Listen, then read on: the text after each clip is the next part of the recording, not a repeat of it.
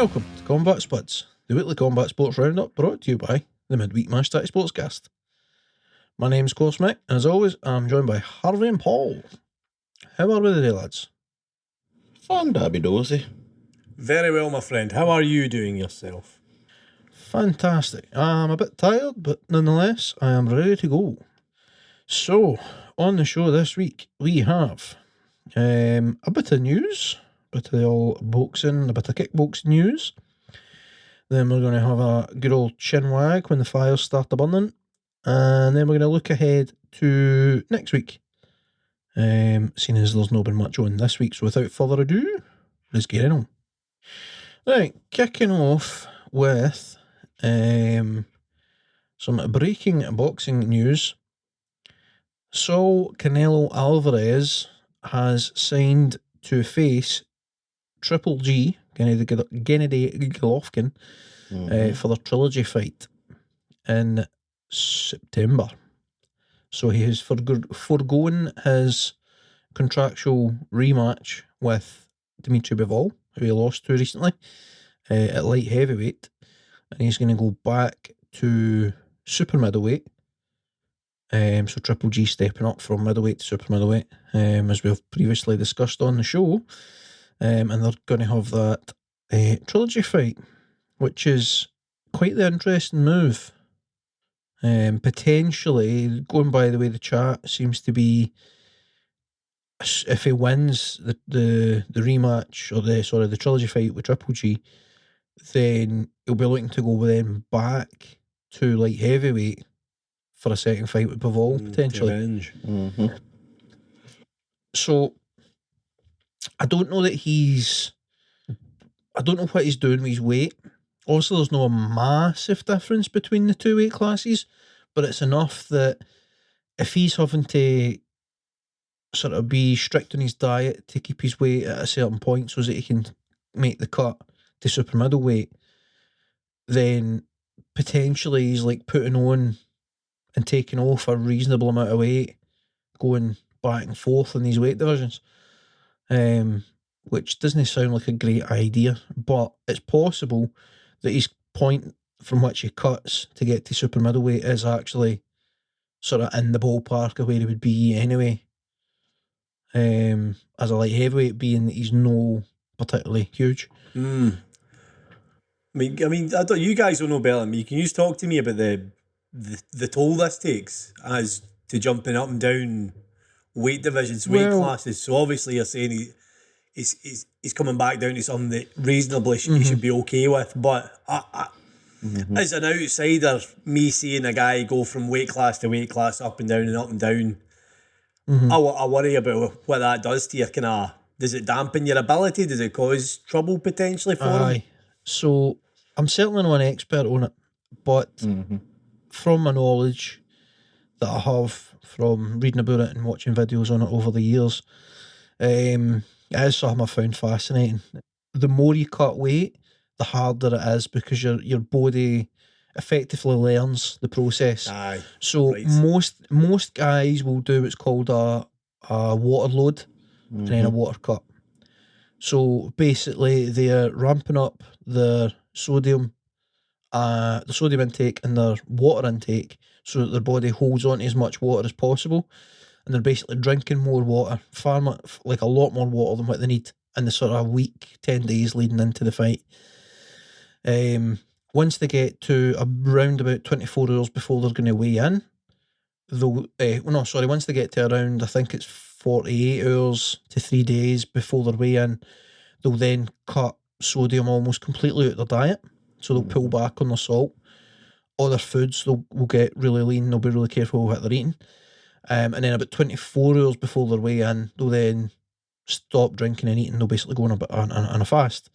And so basically what's happened with the loading is the body stops retaining salts and water the same way as it normally would, because it's getting so much yet in. So then at the point where they pull the salt away, you start to get depleted with salt, which reduces your ability to retain water anyway. And then when they take the water away, your body hasn't been storing as much water in your sort of fat cells and stuff like that as it normally would. And so then that means that you suddenly have a lot less water in your body than you normally would. And then add into that sitting in the sauna or jacuzzi or going on runs with sauna suits on, that sort of stuff to make them sweat.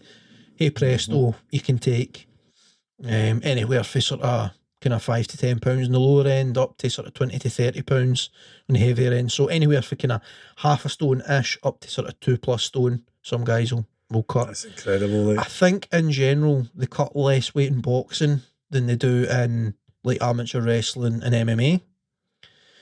But there are still some guys in boxing who no doubt will be cutting a considerable amount of weight. And that's where you've got guys like Josh Taylor in a position where he can no longer safely make the weight class he was making, 147. Aye, I think. Aye. Yeah, 147. He's moving up to 150, whatever it is, 154 or something. So, aye, basically they do get to a point. Usually it's around your 30s, so around kind of 29, 30. The body just gets to that point when it's like, nah, you've done this enough times. I know the score here. I'm not letting you do this. aye. And you're unable to cut weight because your body retains salt and water no matter what you're doing to it, effectively.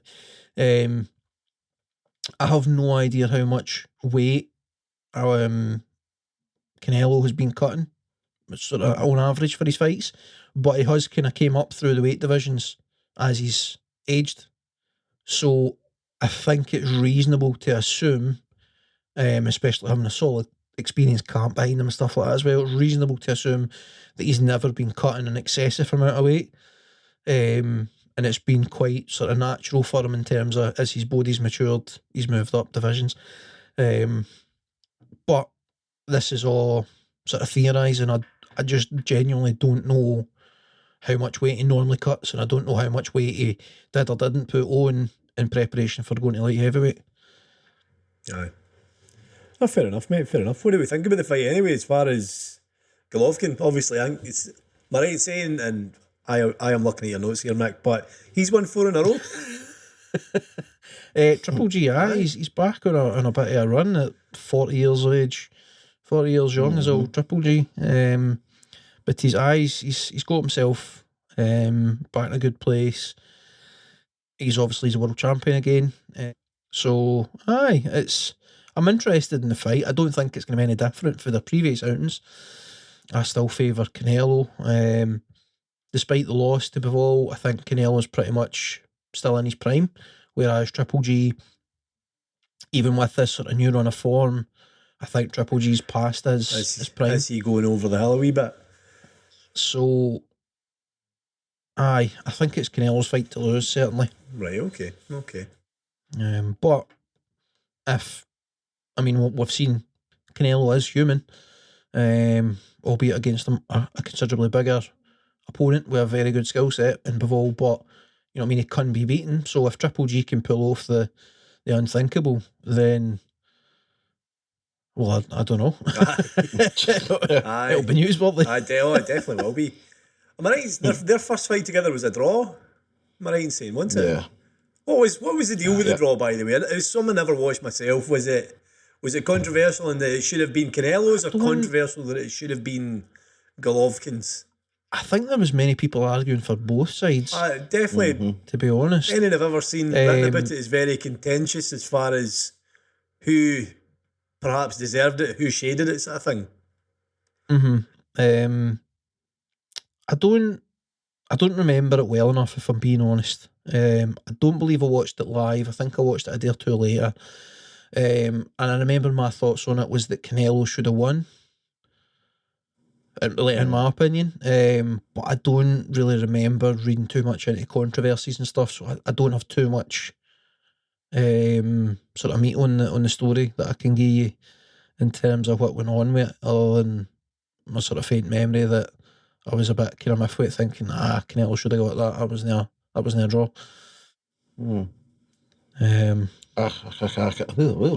What's not coming out? Go for it again. So I can't even remember that far It's just back. in from Harvey. I remember it being a draw, but I don't remember any controversy over it. I think it was a close fight, so I think most people were just like, a draw is fair. fair result for all two of them. But then there was people who, on each side, that were saying, "Oh, we did enough. I think but it wasn't as I say, my memory's no great, but I think from memory it was a bit more of a sort of stalemate than people might have thought it was going to be. With Triple G being at the time, he was a kind of murderous puncher. That's right. Going into that, and Canelo obviously more a defensive style than Triple G, but still having finishes on his record. So I think the thought of the two of them having a phenomenal barnstormer with one of them coming away with a TKO or a KO was probably a bit surprising. But the whole situation is very intriguing to me, and it's such a sort of unique situation to boxing. This, where you've got Canelo, who's notably one of the already known as or believed to be one of the greats, like best of his generation, etc. And he's a multi-weight champion. He's currently a multi-belt holder at super middleweight, who had effectively cleaned out multiple divisions, was stepping up to light heavyweight for like his biggest test yet, loses that fight, but yet still multi-belt champion at super middleweight, and he's going to go down and defend the belts against the guy that's champion at the weight division below that. And then after this fight, good chance Triple G goes back down to his weight, and good chance Canelo goes back up to light heavyweight. So it's like, one thing you can always say about him is he never hides for a dangerous fight. Like it's always he's always up for it. The challenges. He's always up for it. And he like that's when he's got to say that. And he's busy for like a guy at the very top of his game. Like it's not like he's just in one every now and again and dining off it. Like he's probably the fighting champion, busiest top of the card fighter I've ever known in modern history, isn't he, as far as boxing goes. He's, in recent memory, I don't remember another guy that I can truly say like he's a boxer's boxer. He's no a guy that's in it for fame and fortune. You know what I mean? He's there for the competitive sport and challenge. He wants to fight the best and be the best. Well, I mean, just looking at his fight record, he's easy 2 or 3 fights per year for about the past kind of 5 years. Like he would never have got that from Mayweather. Christ, he wouldn't have. Yep. Most boxers, once they get like that sort of fame and notoriety about them, it's like once a year. It's a once a year affair. Twice if they feel they've been a bit busier. Aye. For maybe if they're maybe avenging a loss or something like that, it's maybe twice. Aye, like rematching. Aye. Yep. So let's move on for that one. Sticking with boxing. Just a quick one, sort of blending news and recapping together. We had Gervonta Davis, Tank Davis as he's known, picking up a win over Rolando Romero, retaining his WBA lightweight title. I did not watch the fight. I have not had a chance to watch it as of yet. Paul, I believe you did see it. Or? I've had a wee look at the fight, certainly. Aye. And it was something I had to check with you before we come on here, just because I didn't really know enough about Davis. But Davis is the fella that's kind of seen as Floyd Mayweather's a protege back in the day. Maybe not so much now though. He came up through Mayweather's camp, close friends with Mayweather. I think Mayweather was like a kind of a mentor. I don't know if I'm overstepping and saying this, but Davis strikes me as somebody that's a bit kind of troubled. I don't know if he's came from a questionable background and potentially flirted with crime at some point, but he comes across as that kind of guy, like a young Mike Tyson, who's got a lot of pent up aggression.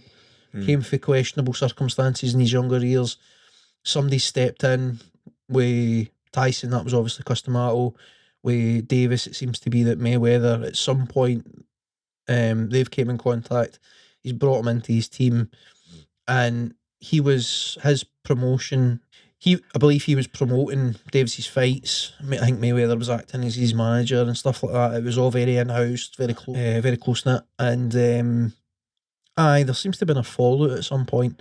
I could be wrong, but I don't think they work together anymore. I don't quite know what the situation is. But, like, Davis, he's still unbeaten. He continues to win. Aye. Aye. I mean, the fight itself, it was even enough. I mean, the challenger Romero is obviously kind of chasing it down and kind of trying to make him work in that. But he definitely reminded me a lot of Floyd Mayweather in that he kept elusive and counter-punched very, very well. The finish, of course, was a counter-punch to the point where you were like, what the fuck's happened there? Like, obviously you saw Romero's back when he threw the punch that ended it, and it just literally dropped forward. Just literally, he fainted, man. Such was the quickness of the punch that wins the fight, man. I think it was coming though. It feels like it was Davis's fight. He was, despite the fact that Romero was putting a lot of work in, Davis was in control and just setting up the specific moment to land that punch and bang, out cold. And I mean, I think Romero was quite upset being stopped because he's up on his feet and he's trying to tell the ref he's fine, holding the gloves up and that. But one eye was away the shop, the other eye's coming back with the change, man. He was gone. Like, in fact, he even exited the ring straight after the fight. Obviously, the ref waved it off as a knockout. He went back to his changing room straight away. Didn't he hang about in the ring afterwards? Interesting. Actually, he just stormed out of the ring way through the crowd. Definitely a dramatic finish, certainly. But some knockout punch for the wee man. Fair play him. You had a look at the fight at all, Harvey, or no? The same boat as me. Totally didn't even know about it. Didn't get much. To be fair, I hadn't heard about it until a couple of days ago. It seems to have been kind of under-marketed. I'll tell you, it seems to be marketed well enough in New York. It was full house in Brooklyn, man. Aye. 20,000 or something there for it. Almost. I think massive arena. For me, it's I don't really follow Germonti Davis or what did I just say? Germonti. I said Germonti. The man from Germonti says no, that's not my name. Or Romero, so I wouldn't really.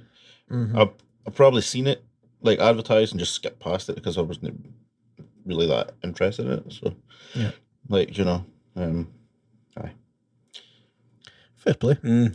I can't say I'm a particularly big fan of Davis myself. The fact that he was Mayweather's kind of understudy wasn't a good start for me. The alarm bell ringing Mayweather fan, and then just his sort of demeanour and his style and stuff. Just I just when I look at him, I just think if I met you, I wouldn't like you. You know what I mean? I mean, that's a kind of personal thing rather than any kind of professional take on the situation. But sometimes you just get that with folk. You just see them and you just think, I wouldn't go on with you, and that has an impact on whether or not I watch them. It does have a lot of knockout wins and stuff, but at the same time, he has a kind of Mayweather-esque style, as you were saying, Paul. So he's not a great fighter to watch. Great highlight reel. Oh, definitely, you know because he always finishes well. Like, that's but one his fights aren't, generally speaking, that exciting. So I've watched a few of his fights, but I think the fights that I have watched have been on, like there's been something else on the card that I want to see. I'm not tuning in because he's fighting. Aye. Or better or worse. Aye. I think for me, I think when I seen that he had some issues with his ex, like he actually got charged for domestic violence. I think unfortunately that's about him that follows suit with Floyd Mayweather. His domestic violence issues, which you don't want to see. I'm like, bro, you're a fucking boxer. Like, what? Do you know what I mean? Aye. Like, there's no reason. I mean, there's no reason for it in any instance. You know what I mean? Aye. Never mind for a professional boxer. You know. So yeah. Anyway. Well, that's not made me think any better on. Swiftly move on. So from boxing to kickboxing, something that I'm actually excited about. This one does actually do it for me, as they say. Alistair Overeem has his debut in Glory Kickboxing sort of rebooked. Previously, he was supposed to fight Rico Verhoeven. He was going straight into a title fight last year. Back in October, they were supposed to fight. Overeem had picked up an injury. I don't think it's ever been disclosed what exactly that was, but he's now cleared to fight. He's back in training, and a fight has been booked. So he's going to take on Badr Hari, who is a legit badass. That's a hard man. His last fight was the one where the football hooligans was kicking off. Went on us, aye, that's right. So this is going to be a trilogy fight for these guys. They are 1-1. Alistair Overeem knocked out Badr Hari back in years ago. It was 2008. A K1 Dynamite show. Then in a rematch, Badr Hari picked up a TKO win. He knocked Overeem down multiple times in 2009. It was roughly a year later, both December. First fight 2008, second fight 2009, both in K1. So the first one was a K1 Dynamite fight, so that's just a kind of regular sort of show. The second fight was part of the K1 World Grand Prix in December 2009. So Overeem got knocked down numerous times, and the referee stepped in to stop the fight. Badr Hari picked up the win. It wasn't too long after that Overeem started making his move into MMA more permanently, because he was back and forth at the time. And it would have been around then, probably 2010 or 11, that he would have signed with Strike Force. He was there for a bit, and then he was in sort of like Dream and different stuff, did a bit of kickboxing again, then signed with the UFC kind of 12, 13. So anyway, the ducks are in a row, the stars have aligned, the trilogy is going to happen. So it's going to be it's going to go down in October. So October the 8th in the Netherlands. It's going to be Glory Collision 4.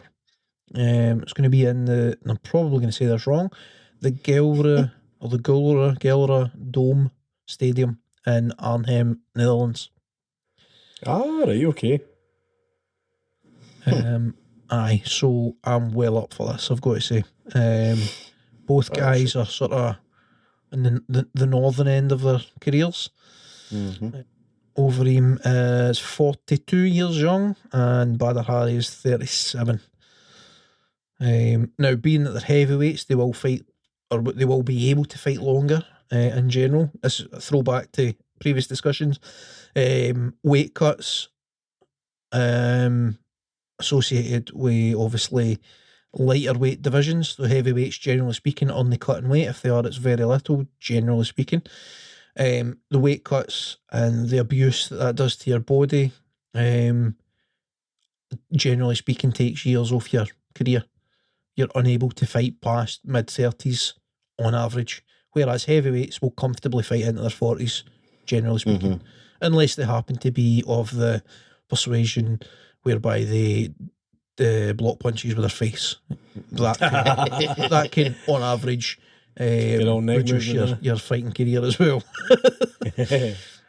Hell yeah. So I don't know how much you guys get into the old kickboxing, but I fair enjoy Glory. I will tell you one thing, that will be a tremendous atmosphere. That's Vitesse Arnhem's football stadium, which is a roof-covered stadium, so the noise will be awesome. Aye.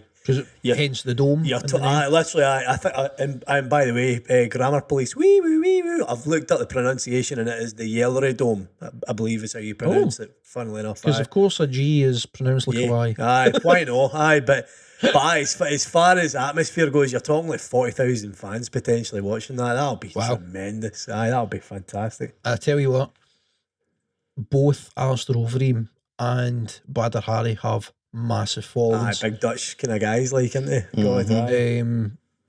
But Overeem, big Dutch guy, and Badr Hari is, I believe, part Turkish, part Moroccan, or something like that. Right. Is it no Moroccan and that'll be tremendous. So lads, that'll be quite a sight. He's got a ginormous following. Obviously, that's part of why there was the uproar at the last one, because a lot of his mob are football fans / hooligans.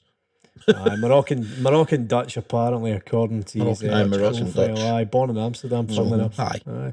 That will be Oh, a class, massive like. fight. That'll be a sellout. That'll be awesome. Aye, so very much looking forward to that. Right. Let's get a wee bit less serious, or more serious, depending on the question. Yeah. And stoke the all fires that is Paul's burning desire. Oh.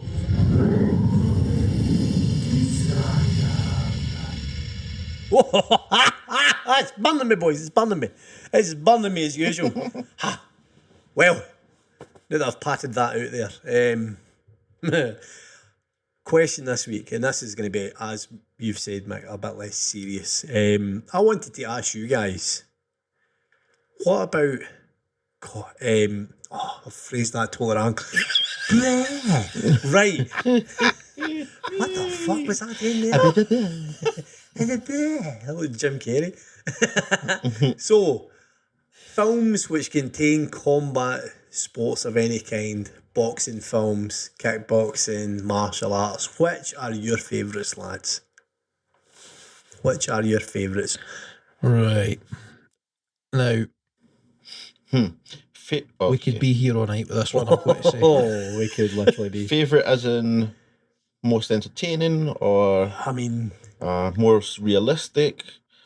Is it a free-for-all here, or do you want us to rate that's some what I'm stuff? saying. Lads, it is an absolute free-for-all as far as I'm concerned, because you could literally name a favourite realistic one, a favourite crazy one.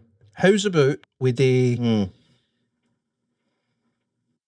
a top three? It's got to be too tough. Right, top three.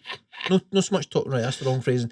Three of your favourites. Right, good shout. But try and have a different reason for each. So it could be because you think they're realistic, because they were completely unrealistic but hilarious because of it, or it could be just because they're funny or because of a memory, whatever it is. Right.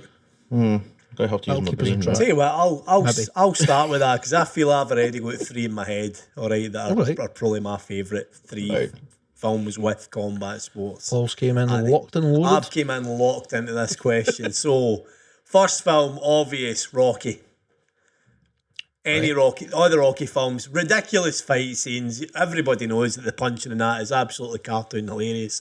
But it's the first thing everybody's ever seen as far as boxing goes as a kid watching films. I would wager everybody's watched the Rocky films and thought, oh, I fancy a bit of boxing. Let's watch that for real. Some of the sound effects in the Rocky films with punches and stuff like that is just hilarious. Hilarious, like Street Fighter sound effects. Psh, psh, psh, psh. And the whipping noise as he throws it out. As he misses. Oh, aye. Epic classic. Clubber Lang and all that. Fucking cartoon character style movie. Brilliant. Love it. That's an easy one. Funnily enough, bit out of their left field, Warrior, the Tom Hardy one, the MMA one. Again, a bit unrealistic as far as the MMA goes in it. But quite enjoyed the story of the two brothers kind of narrative and all that. Quite enjoyed it. Obviously a bit fucking far-fetched to say that a teacher can come out of nowhere and win an MMA contest, but fuck it, it's a good story. So my last shout would be The Fighter, the Christian Bale one with Mark Wahlberg. Ooh. Obviously that was based on a true story, Mickey Ward, wasn't it? It's a harrowing tale. That really is quite a film, man. How they're all they're all loving his older brother still, the drug addict and all that. Yep. Despite the fact Mickey's obviously the one that's eventually does going to have some success in his career and quite a lot of success in his career. Yep. In the end, but they actually undersold Mickey Ward a wee bit in that, because they focus so much on that sort of dynamic with the brothers that they didn't really go in. I want to say, like, they had the old kind of, like, the pictures and the text coming up at the end of the film, sort of telling you about some of the stuff that they didn't show and what he went on to do. Aye. If memory serves, but the guy did actually go on to, like, do really well for himself for a time. Aye. No, good shout, man. Aye, well, that's my three, man. Loved that. Christian Bale, fucking incredible in it, obviously, is the older brother. He's phenomenal. Unbelievable, aye. Thigh got in amazing shape. Wahlberg, aye. Wahlberg. He got in tremendous shape for that, man. Aye, definitely. Aye, looked the part, like, he really did look the part for it. Yep. Fantastic. What about you guys? Obviously. Do you want to go, Harvey, or shall I go? Man, there's too many movies going through my head. All right, I can give you a quick three. Ong Bak. On the back. Oh, It's going to be aye. my first one. There you go. Just remember like when it came out and it was just awesome. Like Tony Tony Jaa Jaa, is- Tony these- Jaa. Aye. And like people don't realise that a lot of the stuff that he done in the movie he actually did. Aye. Like when he was running across people's shoulders and that, Aye. he actually done it. Yep. Like there's outtakes and stuff where he does it, like because Yep. usually they would have people suspended on like ropes and such, but most of the stuff he done, and he can, when he jumps up and kicks like those high that he does it like on stage and stuff to prove that he can do it. Like Aye, legit, man was a beast. I just remember that coming out and just like, wow. Aye. What year did that come out again? I've just googled it. 2008, 2008, 9. Was it, Aye, was it 2003, is that, mate. was it? Aye. Aye, 2003. Aye, Aye, that's right. 2003. Aye. It was awesome. I think actually me and you watched that together, Mick. Probably. I bought the DVD. Aye. So did I. Aye. I watched that about Aye. 10 times, man. I loved that film. Aye. I remember. Oh, Aye. I watched It it. was With, just- I watched it with the English dub, and I also watched it just with the subtitles as well. aye. Watched the two versions of it, man. It was amazing. It was brilliant. That brings back memories back in the day, back then. So So that's your Yeah. combat sports, but no in a kind of boxing kind of style, like the classic kind of way. Innit? Like that's more sort of action film, More isn't martial Aye, arts it's- and action movie. But Aye. it's a base in martial arts, which hey, fair enough, man. That's also a good shout. Ip Man. right, okay, yeah, man. Aye. right. Not just so it's kind of a wee bit of a cheat, but like the 4 movies, Ip Man, Just fling them on. aye, in one, like because it's a progression in it, like it's it does jump back and forth, but so it's telling you the story about Ip Man, the Yep. man who trained Bruce Lee. Yep. It tells about his life and his story. Like obviously, some of it is Dramatised. that's the word I'm looking for there. Obviously for the purposes of the movie to make it that more exciting. Yep. But for the most part, it is actually based on his life. His son was consultant. Like, Yep. he worked with them to make sure like it was as real as possible. So it was. I really, really enjoyed that. The guy playing him did a really good job as well. That guy. Donnie Yen. He was in that Rogue Donnie One Yen. Star Wars film as the kind of blind master, Alright. wasn't he, man? The blind swordsman in that. He was He genius, was. man. I think so. Mix it up here. I'll go with a boxing. I'll finish with a Oh, boxing right. Okay. one. That would be the Hurricane. The Hurricane. Oh, Hurricane. that's that bloody. So it's again. It's a true story. It's based on a true story of Reuben the Hurricane Carter. He was a middleweight boxer who was wrongly convicted of. Oh, that one. He sings a So it's- song about it. Aye. What's his name? Mm-hmm. Here comes the I think story about Denz- the hurricane. What's the name of that fucking Yeah. singer? Mm-hmm. Bob Dylan. Is it Bob Dylan? Is it Bob? I can't remember. But Denzel plays him. Like, that was. I like that one as well. Just the story of it all and the amount of people that rallied around him and to get him out, And he was actually a really talented boxer. Just tangent. That just reminded me of Undisputed, which is also a surprisingly good film. I mean, utterly ridiculous, but that's Blade. What's his name? Wesley Snipes. Wesley Snipes. Wesley. Aye. He's another guy that's I don't know if it's based off of the same story loosely, potentially. I don't know if inspired by rather than based on, but Maybe, aye. it's the guy that's he's wrongly convicted, he's stripped, he's the undisputed champion of the world. He's wrongly convicted, goes to prison. Turns out there's an underground boxing league within the prison because of course there is. And he becomes the prison champion, and then the whole thing's like is building towards his appeal to see if he's going to get released, and then if I remember rightly, Disney, so it's a bit of a somber end, but he's regained some sense of status because he's the champion in the prison. Anyway, spoiler alert, I suppose, but it's been out for years. I mean, I watched Blade the other day, actually. Oh, right. The trilogy again. Love it, man. Old classics, Blade. Cracking films, man. Aye, they were great. You ready to die, Blade? Blade Trinity's a wee bit. ready, Yeah, they get a wee bit loosey-goosey with the rules and that, but the first two are definitely very good. Aye. They're redoing the Blade films, aren't they? With that guy, I can't remember how you pronounce his first name. He's some actor though, the guy that's playing him. Ali, no. Starts with Marshall Ali or something. That's the fella. That's the man. Aye, that fella. He's a really good actor. Aye, whether they do the film justice or no. I don't know. I think they'll be more realistic to the comics this time round. Aye. Marvel's more heavily Because that's the involved, thing. I never realised that too much later. Is there was a Marvel film, man. The Blade films were Marvel. It's based on Marvel, graphic novels and comics. It's a Marvel. But Blade's a phenomenal character. There's a lot of fodder there to work with. There's a lot they can do with it. But anyway, right. Seriously sidetracked now. I know, man. Right, you've got your choices here, Mike. Is that on to me? Right, okay. You, mate. Aye. So, Ong Bang was going to be my first one. So weird. No, we're not going to double up. I will scramble for a replacement. While I'm thinking of a replacement for that, my second one was going to be The Raid. Just for being a bonkers martial arts movie. This is one I've not seen yet, but it's maybe fucking incredible. Right. Here's what you need to do. Brilliant. You need to get yourself a copy of the original, right? No dubbing, editing, nothing else. Get the original. Right. Just put up with the subtitles. The action in that film is mental. Basically, it's like a big kind of complex, like a block of flats type deal in Taiwan, I want to say. I don't remember. It's somewhere in Asia though, I remember that. It's an Asian country. And there's like some sort of crime boss in there, something's happened. You don't really need to know too much about the story, right?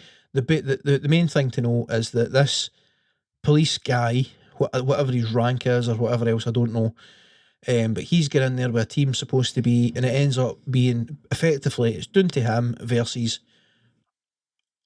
I don't know, like 1,000 bad guys. I was going to say there's it's ridiculous. So basically he's got to work his way up floor by floor, right? And it's like a video game, right? So like he's progressing in terms of like the levels here, like it's getting harder and harder until he gets to the boss man. It is amazing. It is so good. Yeah, it's funny. I remember watching that film, Judge Dredd film. It's just called Dredd, and telling somebody about it, and the boy I told about it said it's just a shit raid. He'd seen both.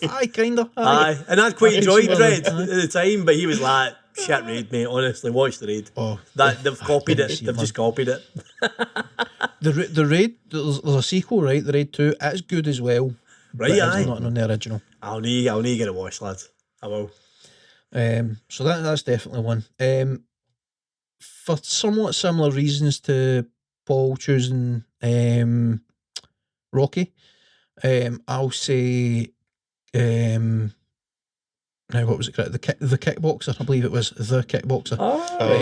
Aye.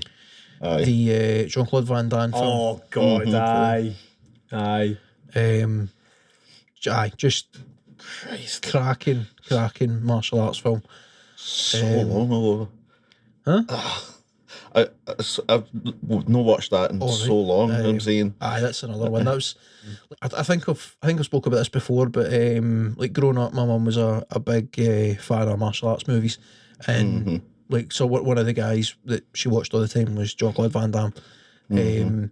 So I've probably seen The Kickboxer, and also I don't remember what channel it was, but there was a channel that we used to get on Sky back in the day, like in the 90s. And in the early 2000s, and it was like every week they would show a martial arts film, Friday night or whatever day it was. Aye. And I have no idea what the channel was but like probably twice a year, something like that. It would be the Kickboxer would be one of their choices. So I don't even know how many times I've seen that film over the years, but it's just It's very 90s-esque. It's like ludicrous at times. It's got like some semblance of a plot, as most of Jean-Claude Van Damme's films. Like, I can't get the words out. Most of Jean-Claude Van Damme's films have a very kind of loose plot that just about strings them together, but it's really all about like the action scenes and stuff. But aye, I've got like fond memories of it. It's one of the things that really got me into martial arts. And cracking film. Fair play, So, fair play. what would the third one be? Oh, I've got a comedic one that I fucking love. Aye, there's loads of like comedy ones that are really good. I think I would. Aye, actually, just for being an old favourite, something we spoke about off air before we got started. We were kind of loosely talking about martial arts films. The Drunken Master, the old one, the old one with Jackie Chan, young Jackie Chan is the apprentice to the Drunken Master. Aye. Is it two? I think he did two. Jackie Chan did two of them. I think so. He did the Drunken Master, and then was it like the Legend of the Drunken Master or something like that? I'm not sure, man. Okay, Jackie But Chan film. so I don't know. Actually, well, that's making me wonder, because I'm wondering, there's one of the Drunken Master films, assuming there is more than one. There's a sort of plot running through it about learning the insert number here styles of kung fu, 7 styles of kung fu, whatever. Just like monkey style, tiger style, and all this. Yeah. And it's like laced through the film. He's learning each bit, and then something comes up that makes him have to use a particular style. It's corny. It's very. Aye. It's very much a kind of old school Chinese martial arts film.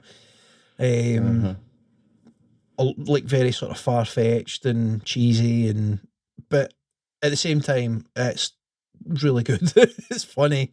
It's well done, well shot for the time. What was, Paul, do you remember the year you looked it up? It was like 78. 1978, I think, wasn't it? Drunken Master, aye. That's a fair age. Like. So it's a young Jackie Chan before he kind of got big. And like, Jackie Chan's amazing. In every one of his films, he puts in an amazing performance. But that one always kind of stands out to me. Aye. I've probably only seen it 2 or 3 times actually, but aye, that's a cracker. He did the sequel to it, man. Right. The Legend of the Drunken Master in 1994. Oh, I was going to say there's quite a gap between them. So that's once Jackie Chan was starting to take off. Aye. Went back to that. Kind of kicking off then, It was. I think that one was still done in China, I believe. Right. Still filmed in China, I believe. That one as well. Cool. They should just let Jackie Chan have his own way with them movies. They'd be 10 times better than what they are. I'm sure he's got like a production company. I know, Brad. No, probably, anyway, I actually. don't know when that would have kicked the stove, but anyway. Do you mind Kung Fu Hustle? I do. I loved it. Aye. That's epic. Brilliant. That was fucking ridiculous, that film, but it was great. By the way, have you seen, right, this is an old film, 70s. The Master of the Flying Guillotine. Have you seen that? What? I don't. The name doesn't ring any bells. Oh man, it was shot in Hong Kong, I believe. Right. Aye. Just boys going about choking boys out, I aye. love it. I think it's 70s. Fucking diving into chokeholds. It's like, wow. 10 feet into a guillotine. Whack! Oh god. That puts everywhere. I give an honourable mention to. And I'm like raking my brain for the name of the thing. Oh, that's what it is. So it's no movie, right? But it is something that I have fond memories of watching it when I was younger. And I absolutely adored it. Hong Kong Phooey. Oh, yes. That was epic. Yes, Hong Kong Phooey. The dog who hell. masquerades as a janitor during the day, but at night, he's a kung fu superhero. It's so ridiculous, but it was amazing. Love it. Do you know what's Quick, I love you, Manai. Cutting about in a house coat. Fucking hell, it was brilliant.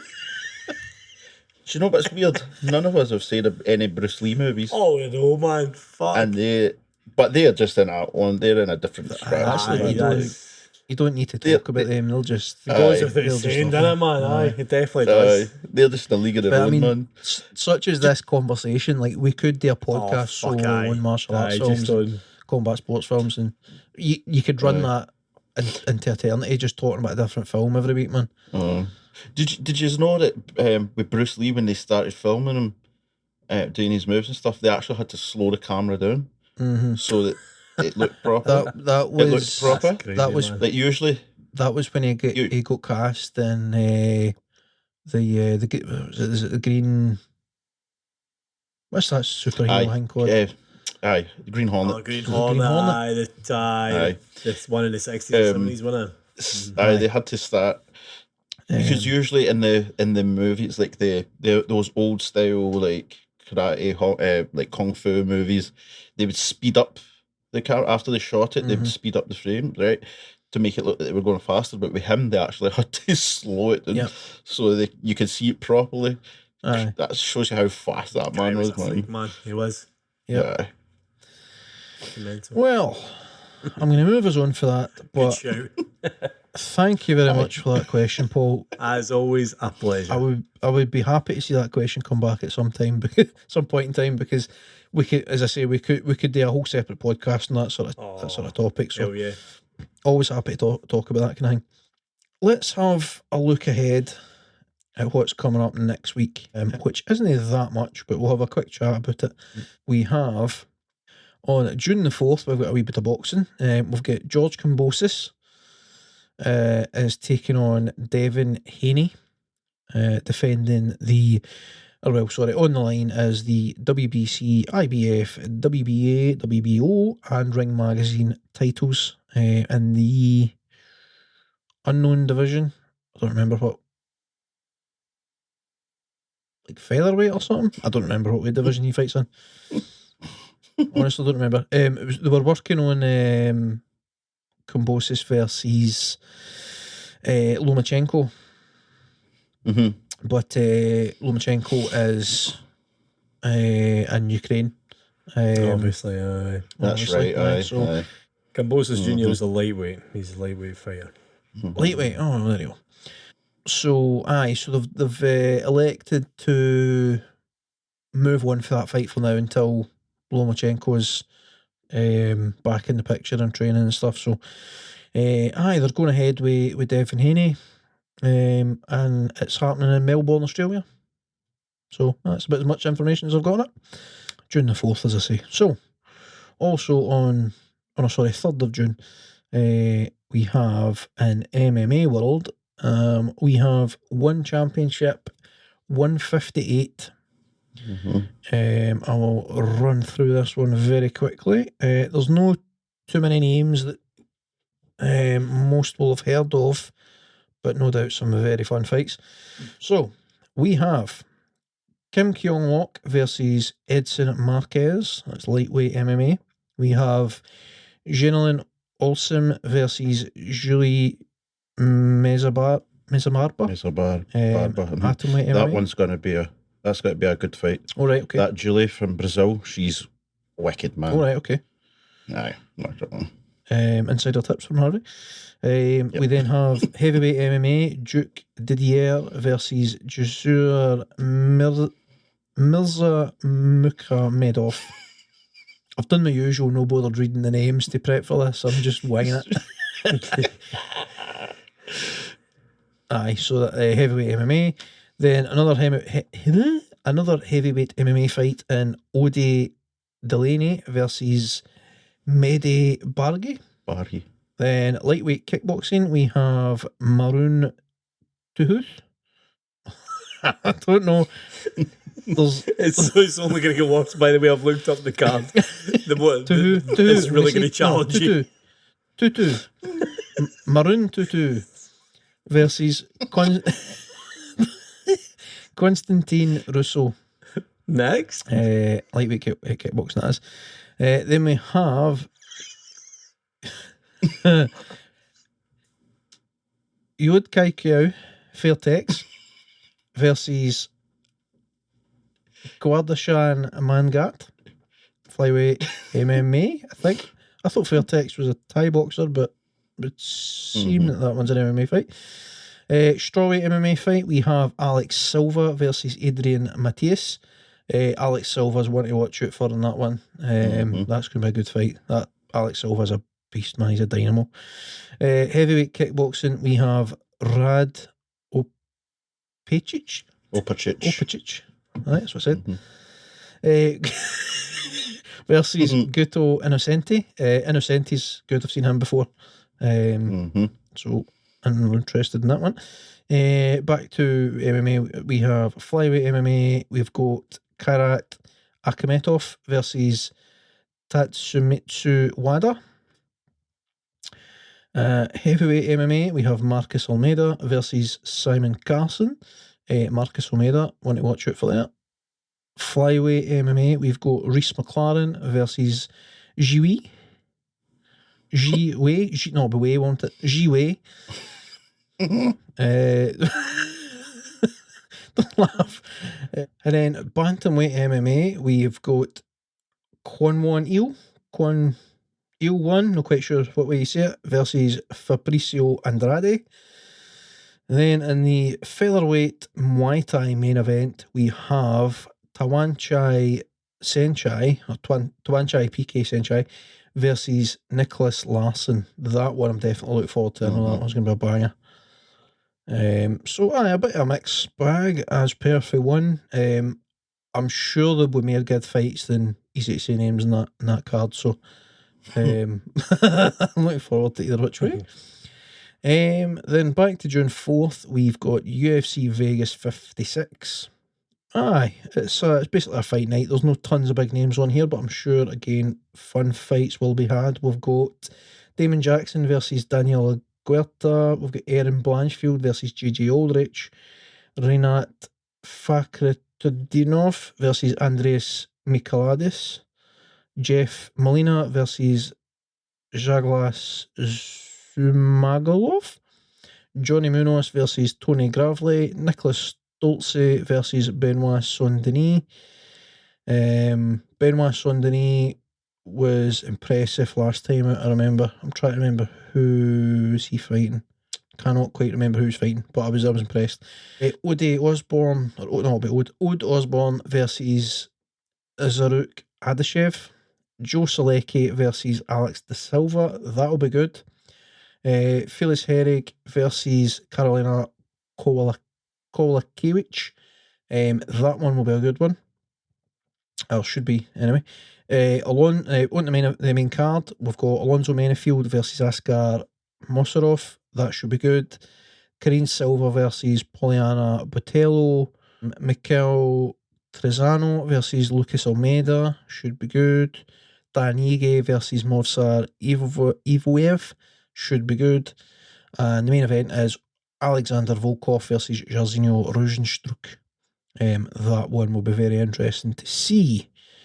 Edge and striking definitely to Rosenstruck, but Volkov is a good striker. He's very lanky, very long, tall, but he is a good grappler as well. So very intrigued to see how that one plays out. Right.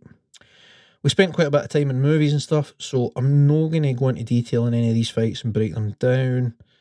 I've flung out a couple of picks, not so much picks, but sort of who to watch out for and stuff as we went through there, so we'll leave it at that, and we will finish off the episode, as always, with our light bulb. It's Harvey's highlight.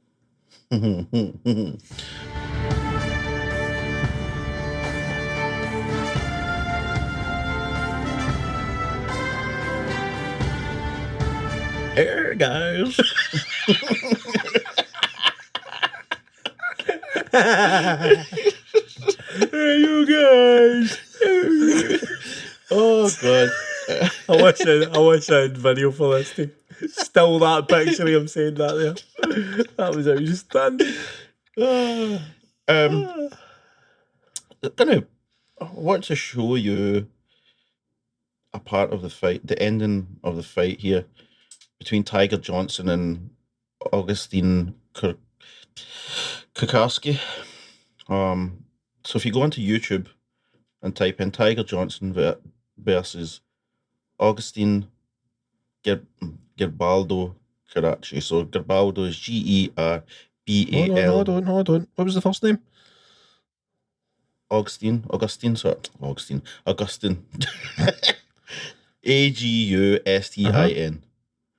And then Gerbaldo is Gerbaldo.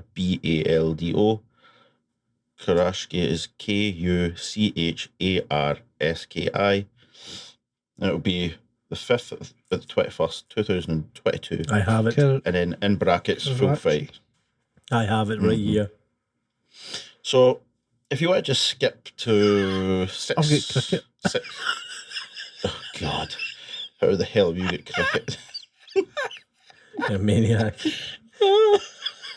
I've got stuff about the Karachi Kings. Spell Karachi wrong. Karachi is the Pakistani cricket league as well, by the way. So just the cricket. Right, but you try that again. Sorry, I've sent you. I've took the liberty of Sent the saying link. Amazing. And I've prepped you. Ah, Christ. So if you want to just skip to 6 minutes in, Okay. Roger. and then just let me know when you're there. Oh, there we go. Found it. Right, I'm good. Oh, I see where I went wrong. Aye. I didn't pay enough attention. And the fundamentals of spelling. No, it's worse than that. I didn't pay, this is embarrassing. I didn't pay enough attention to what you were saying, and I totally forgot about the Tiger Johnson bit. Aye. So I did it. Augustine Gerbaldo versus Karachi.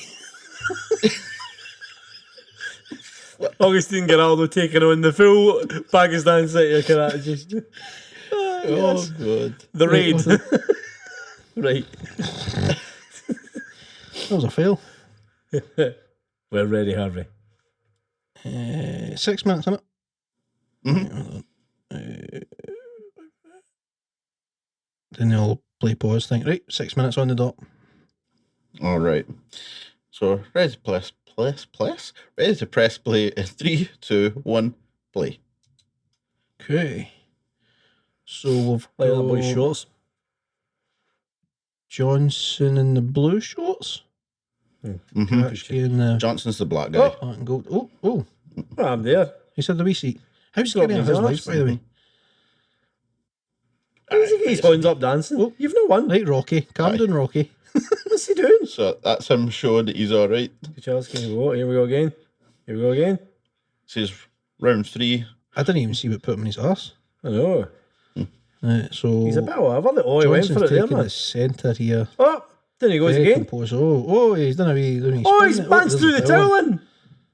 Aye. Oh, the arms are up again. Jesus. No, you didn't. You He's flew didn't the win. towel in and he's still... You didn't win. Calm down. Does anybody know that the towel was in? Aye.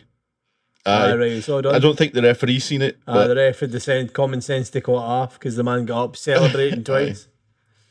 Yes, I've been punched. I just need a rewound here. that's I him want to see saying, what yeah, I'm puts still- in his arse. What a guy, man. you want to see that? He's jabbing. Johnson's just plunked himself right It's a in the jab. centre, man. It's just jabbing every time the guy comes near. It's actually a straight right that catches him as And down he goes. Karaski steps in. It's a straight right, that first one. And then to see what gets him the second time. Oh, pause it. Straight right again. It's the straight right twice. Aye, just walks into the same punch twice. Well played, Tiger. Yes. Tiger. Aye, Tiger's... It's a good win, my old Tiger, but old Augustine is... it's a bit out, isn't he? Aye. When you get back up, he went back to the ropes. I've never seen anybody try to convince a referee that they're still in a fight By impersonating dancing. Rocky. Putting their hands up. Aye, by dancing like they won the fight. I'm fine, yes! Let Just me, I'm fine. jumping up at the count of 8 going da, da, da, da, Adrian! We did it! All right, I'm going to send you a link. All right. To something on Instagram. I've been trying to look for this video. All right, okay. I can't get a clip of it. I don't know which podcast it is from or whatever. Okay. And the guy's name is Kyle Sermonara. But this is for Michael. I want to get Michael's reaction on Do I this. need sound on this? Yeah, you need sound on it. Should I try and go back to the start? I've just got it playing away. Aye. Right, okay. Okay, 4 martial arts that work. He's read it, Brett. It's kind of doing the same thing with me. I'm not gonna lie. Right. Can you hold it up to the speaker, Michael? Aye, right, hold on, right. I'll go back to the start. Right. let it loop for it again.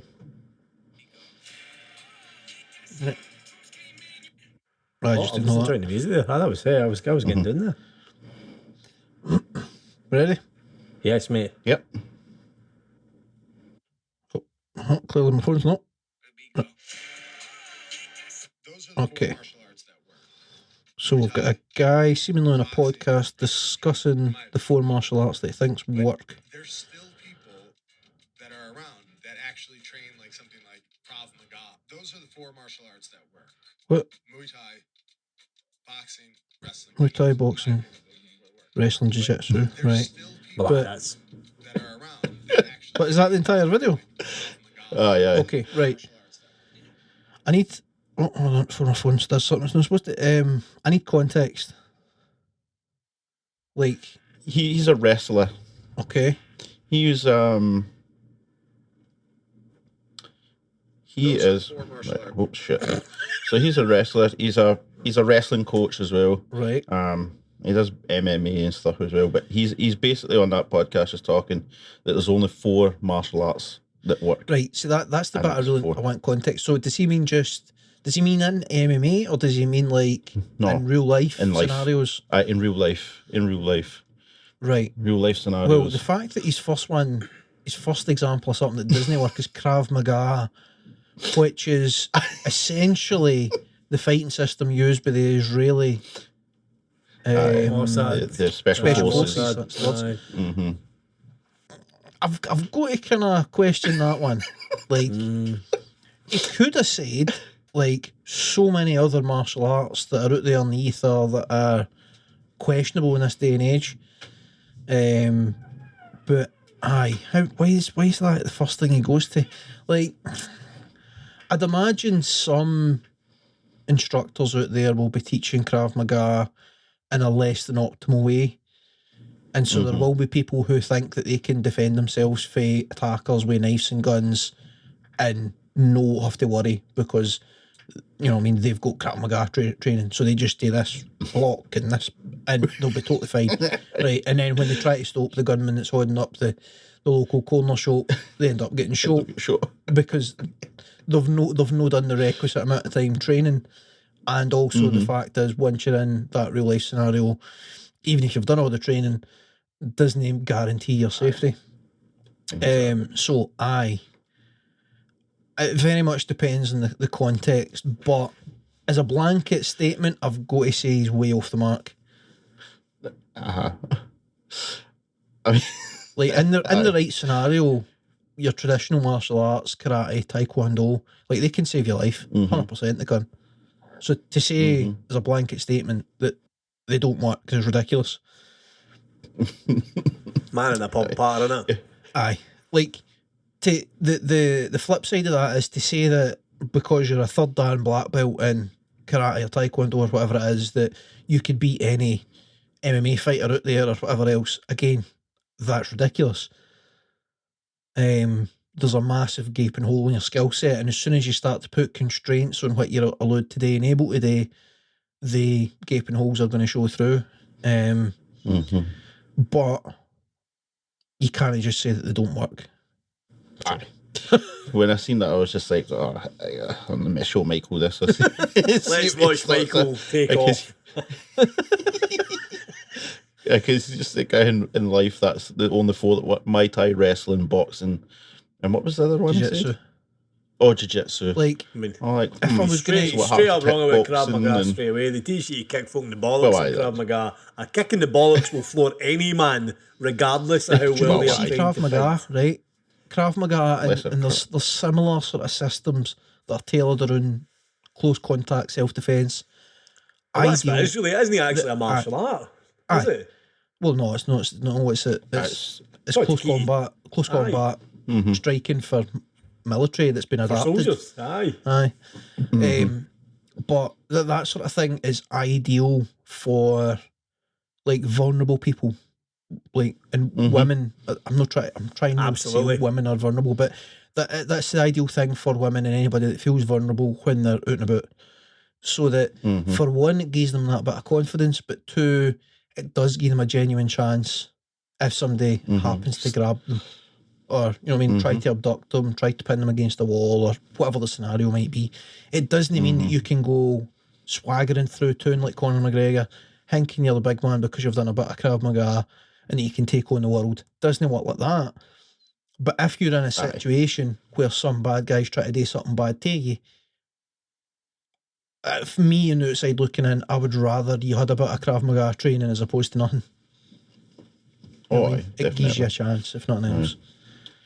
And don't follow that guy on bloody YouTube or that. What's his name? Don't know. The guy from Detroit. The Detroit. Oh my god. Anyway, back on track. Aye, the guy making buckets looking like that is ridiculous. Capoeira. Capoeira, I mean, it was literally designed to help slaves train so that they could potentially free themselves or defend themselves against slave masters that are getting too handsy or whatever. So, you can't. What's the phrase? Don't know. I've Discredit it. That's exactly the word I was trying to think of. You can't discredit that. Forget this. Anywho, is that your light bulb dwindling, or is there more light to be had? No, there's no more light. Lights are out. Harvey's done running out of light. Aye. No, why keep going on? We'll be here for hours. Okay. Well, on that note, we shall love yous and leave yous. I was going to try and say something witty about martial arts, but I'll not bother. Tune in next week for more of the same sort of patter. We will have more fights to talk about next week. June is shaping up to be very busy. Certainly for the UFC, but for MMA in general. And then there's some other stuff coming up as well in terms of boxing in the summer and whatnot. So there'll be much more to discuss in the coming weeks. So thank you as always for listening. If you've made it this far, you're amazing. Please share. Tell everybody about us. And we will be about your logs same time next week. I've been Mick, they've been Harvey and Paul. A cheery bye. Cheery bye, driver. Bye. Bye.